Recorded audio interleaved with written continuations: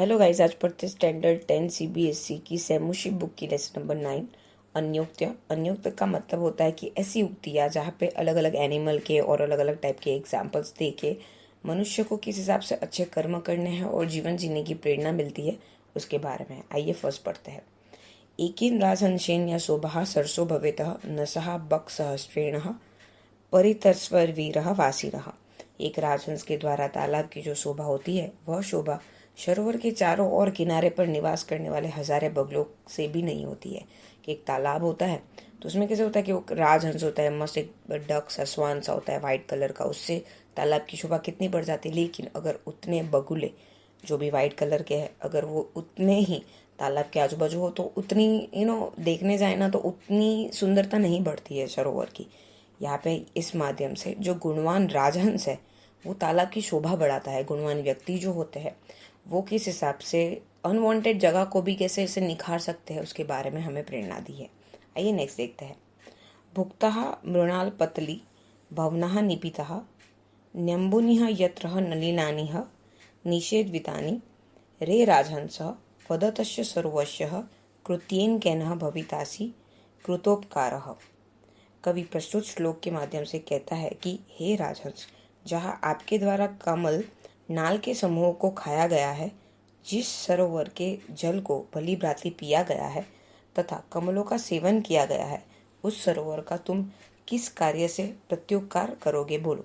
तो यहाँ पे ये वाले श्लोक में जो हमारे जो राइटर है, कवि है, वो बताते हैं राजहंस को कि राजहंस ने जो कमल है उसको जो खाया हुआ है, सरोवर का जो पानी पिया हुआ है और जो इतने सारे कमल है उनको खाया हुआ है, तो इस हिसाब से आप उसका किस हिसाब से वर्णन करोगे, मतलब किस हिसाब से उसकी इम्पोर्टेंस होगी। तो यहाँ पे ये श्लोक में सरोवर के जल कमल जो आदि को खाने वाले राजहंस हैं, तो सरोवर के लिए क्या करेंगे उसके बारे में यहाँ पे श्लोक में बताया गया है कि जब भी गुणवान व्यक्ति होती है तो अगर वो उसकी शोभा बढ़ा रहे होते हैं तो सरोवर के प्रति भी उनकी उतनी ही जवाबदारी होती है।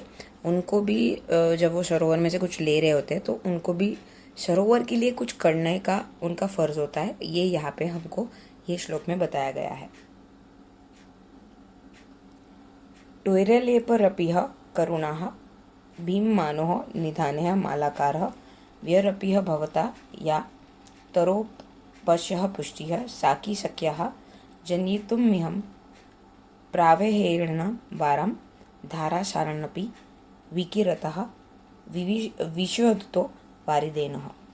कवि कहता है कि हे माली, सूर्य के अत्यंत ताप और भीषण गर्मी में थोड़े से जल से भी तुम्हारे द्वारा करुणा पूर्वक इस वृक्ष का जो पोषण किया गया है, ऐसा पोषण तो जल से युक्त वर्षा काल में सभी और से बरसने वाली जलधाराओं से भी नहीं किया जा सकता। माली मतलब जो हमारे खेतों में या फिर बागान में या फिर बगीचे में जो काम करता है उसके बारे में यहाँ पे ये उक्ति बताई गई है, श्लोक बताया गया है कि किस हिसाब से वो इतनी गर्मी धूप होती है फिर भी थोड़े से पानी से वो सिंचन करता है और पेड़ कितना घना सा हो जाता है, ठीक है। लेकिन जब बारिश भी होती है ना, इतनी घनघोर बारिश होती है, फिर भी वो वृक्ष उस हिसाब से नहीं बढ़ता। क्यों? क्योंकि वो माली इतने प्यार से, उतने सत्कार से, अगर कोई आपकी सहायता कर रहा है और अगर आप उसको मतलब वो इतना प्यार से कर रहा है तो वो ही सर्वश्रेष्ठ मानी गई है। यहाँ पे इस श्लोक में ये बताई गई है कि किसी को भी प्यार से अगर सींचा जाए तो वो बहुत ही अच्छे से निखर सकता है। ये नेक्स्ट पढ़ते हैं। आपेदि दिरंबम पथम परितम पदंगा भुंगः रसालः मुकुलानिः समाश्रयन्ते संकोच मच्चति सरस्वती यह दिनदेयो मीनोनुह हंतः कतमः गतिमः व्यूपेयः। ट्रांसलेशन देखते हैं। प्रस्तुत श्लोक में कवि कहता है कि पक्षियों ने चारों ओर से आकाश मार्ग को प्राप्त कर लिया है, अर्थात चारों ओर से घेर लिया है। भ्रमर आम की मंजरियों पर गुंजयमान है। हे सरोवर, तुम्हारे सूख जाने अर्थात संकुचित हो जाने पर ये बेचारी मछलियाँ किस गति को प्राप्त करेगी। ये श्लोक में अलग अलग एग्जाम्पल्स दिए हैं, जैसे कि जो पक्षी होते हैं वो चारों ओर आकाश में ऐसे विचरण कर रहे होते हैं, स्वच्छंद तरीके से उड़ रहे होते हैं। जब सरोवर का पानी अगर देखने जाए तो अगर सूख जाता है तो बेचारी मछलियों का क्या हाल होता है। और आम की जो मंजरियाँ होती है, आम के जो फूल आए होते हैं उसके कैसे ऊपर जो छोटे छोटे जो इंसेक्ट्स होते हैं वो कैसे मंडरा रहे होते हैं। इसे देखे जाए तो ये पता पड़ता है कि किस हिसाब से उनकी स्थिति क्या होती है, मतलब एक दूसरे का इम्पोर्टेंस कितना है एक दूसरे की लाइफ में, कि पक्षियों को आकाश का कितना महत्व है, भ्रमर को आम की मंजरियों का कितना महत्व है, और जो बेचारी मछलियाँ हैं उनको सरोवर के पानी से कितना संबंध है वो बताया गया है। आइए नेक्स्ट देखते हैं। एक एवं खगोमानिः वनेः वसति चातकः पिपासितोः वा म्रियते याचते वा पुरंदरम।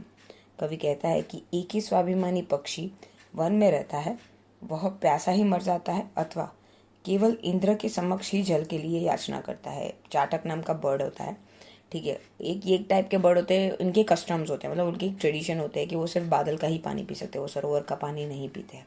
तो जब भी बादल का पानी होता है तभी वो अपनी प्यास बुझा सकते हैं, फिर कितने भी मंथ अगर बारिश नहीं हो रही है तो वो पानी नहीं पी सकते, उनका वो कस्टम है। फिर भी वो कितनी आतुरता से वो बादलों की राह देख रहा है, ये श्लोक में ये बताया गया है।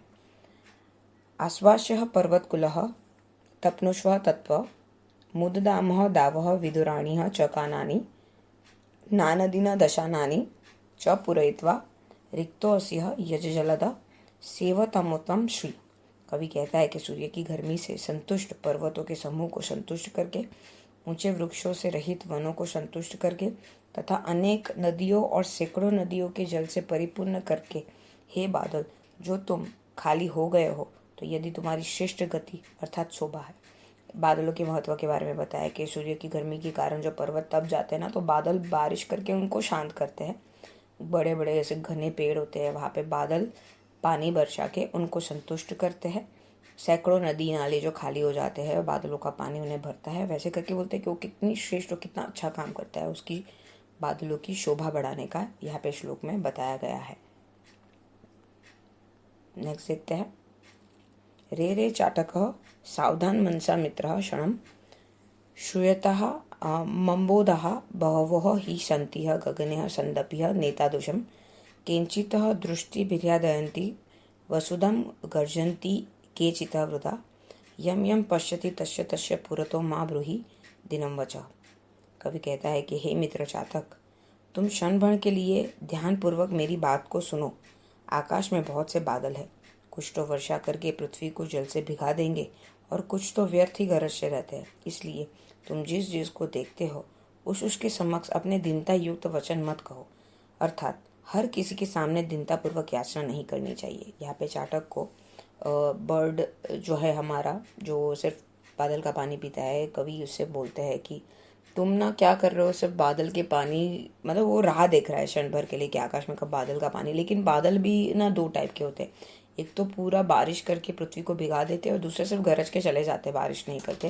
वैसे हमें यहाँ सलाह दी गई है मनुष्य को कि हमें हमारी दुख की दास्तां सबको नहीं सुनानी चाहिए, जिसको लगती है उसी को सुनानी चाहिए। हर किसी के सामने हमारे दुखड़े रो के हम क्या ही साबित कर लेंगे। यहाँ पे हमारे कवि ये कहना चाहते हैं कि दीनतापूर्वक याचना उसके सामने करनी चाहिए जिसके सामने करने का कोई मतलब हो। होपफुली आपको समझ में आ गया होगा। Thank you so much. अभी तक आपने हमारी चैनल को सब्सक्राइब नहीं किया है तो सब्सक्राइब आइकन को क्लिक करके सब्सक्राइब कर दीजिए। कमेंट में ज़रूर बताइए वीडियो आपको कैसी लगी और लाइक करना मत भूलिएगा। Thank you so much.